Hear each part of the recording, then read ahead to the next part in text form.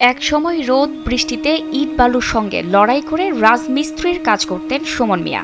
ঘাম ঝরিয়ে চালাতেন মা, স্ত্রী আর সন্তানের সংসার। আজ সেই মানুষটি পড়ে আছেন ভাঙা ঘরের মেঝেতে, চিকিৎসার অভাবে ঘরবন্দি নিঃস্ব এক জীবন নিয়ে। ৩৫ বছর বয়সী সুমন মিয়া নরসিংদীর রায়পুরা উপজেলার উত্তর বাখরনগর ইউনিয়নের লুচনপুর কুরের পাড় গ্রামের বাসিন্দা।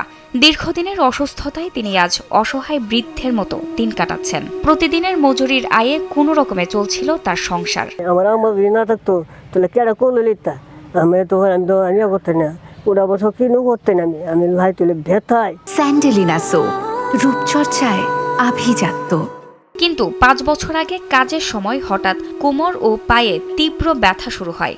সময়ের সঙ্গে সঙ্গে ব্যথা বাড়তে থাকে, কমতে থাকে কাজের সক্ষমতা। এক পর্যায়ে পুরোপুরি কাজ হারান তিনি, সেই সঙ্গে হারান স্বাভাবিক জীবনও। ঢাকা পিজিতে আমি পরীক্ষা করছি, ডাক্তার বলছে তোমার কোমরে বাড়ি নষ্ট হয়েছে বাড়ি তোমার অপারেশন করলে তোমার ঠিক হইবা, ঠিক হইলেও তুমি বাড়ি জিনিস কাম করতে পারতো না। অসুস্থতার এই দীর্ঘ লড়াইয়ে পাশে থাকেনি তার পরিবারও। এমন অবস্থায় তাকে ফেলে স্ত্রী অন্যত্র বিয়ে করেন। বয়সের ভারে নুয়ে পড়া অসুস্থ বৃদ্ধ মাই এখন সুমনের একমাত্র ভরসা। প্রতিবেশী আর আত্মীয় স্বজনের সামান্য সহযোগিতায় ছেলেকে আগলে রেখেছেন বৃদ্ধা মা। আমি অসুস্থ, আমার চোখ কানা, চোখ দেই না। এরপর আমি অনেক অসুস্থ, আমার ছেলে অসুস্থ, দুজন পড়া।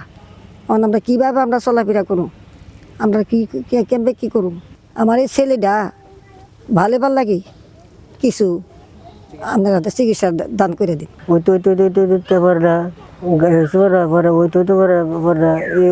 এই সময় হয়েছে আমার বাড়ি লেগে গেছে গা, আমার পালাতে গেছে গা, বাচ্চাটা লেগে গেছে গা। ২ বছর আগে ঢাকায় চিকিৎসকদের কাছে নেওয়া হলে পরীক্ষায় জানা যায় সুমনের কোমরের জয়েন্ট সম্পূর্ণ নষ্ট হয়ে গেছে। স্বাভাবিক জীবনে ফিরতে হলে জরুরি অপারেশনের প্রয়োজন। চিকিৎসকরা জানান অপারেশনের খরচ পড়বে আনুমানিক ৪ থেকে ৫ লাখ টাকা। দরিদ্র এই রাজমিস্ত্রির জন্য যা কেবলই এক দুঃস্বপ্ন। টাকা মেডিকেল ৩ লক্ষ টাকা আর ফাইভের হচ্ছে ৫ লক্ষ টাকা।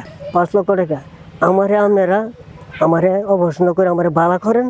আপনার কাছে এই অনুরোধ, আরেকটা অনুরোধ আমার আপনার আছে, আমি মা লইয়া খাই, আমারে বালা একটা কিছু করে দিবেন। আমি মা লইয়া আমি হস কাম করে আমি মা লইয়া চললাম। মানবিক সহানুভূতির অপেক্ষায় থাকা এই পরিবারটির পাশে দাঁড়াতে সমাজের বিত্তবান ও সংশ্লিষ্ট মহলের সহযোগিতা জরুরি। ভাঙা ঘরে শুয়ে বৃদ্ধ মাকে আঁকড়ে ধরে বেঁচে থাকার লড়াই চালিয়ে যাওয়া সুমন মিয়ার জীবনে নতুন আলো জ্বালাতে পারে সামান্য সহানুভূতি আর মানবিক সহায়তা। জান্নাতুল ফেরদৌস, কালবেলা।